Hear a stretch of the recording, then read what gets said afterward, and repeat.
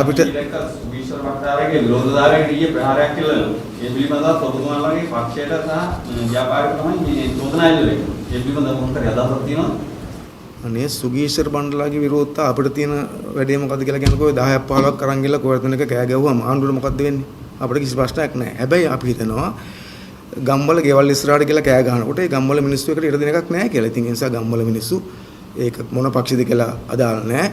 ඒගොල්ලෝ අර වගේ අයව හූ කියලා පනලා දාවි. ඉතින් ඔබ උනත් ගිහිල්ලා කාගේ හරි ගයක් ඉස්සරහ කෑ ගහනකො බලන්නේ. ඒකද මිනිස්සු නිකන් ඉදීති කියලා. එහෙම අයිතියක් නැහැනේ. ගෙවල් ඉස්සරහ කෑ ගහන්න.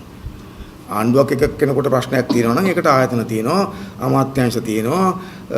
ඒ වගේ තැන් වලට ගිහලා අපිත් උද්ඝෝෂණ කරන්නේ. 4-5 දෙනා එක නෙවෙයි 10 ගණන් වල ගිහිල්ලා. අපි කායේ ගෙවල් ඉස්සරහට ගියේ නැහනේ.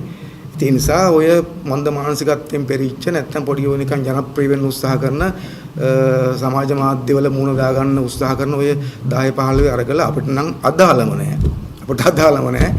ඉතින් ඒකට මිනිස්සු විරුද්ධ වෙලා ගැවුවට අපිට ගන්න දෙයක් නැහැ. ඉතින් ඒකට ගියපු අයකට මුණ දී ගන්න ඕන ගම තියෙනවා. මං හිතන්නේ මම දැක්කේ එතුමා කියලා තියෙනවා. එතුමාට ගැව්වෙත් නෙවෙයි වෙන කොහෙද ගහපයක් වැදුනා කියලා නේද?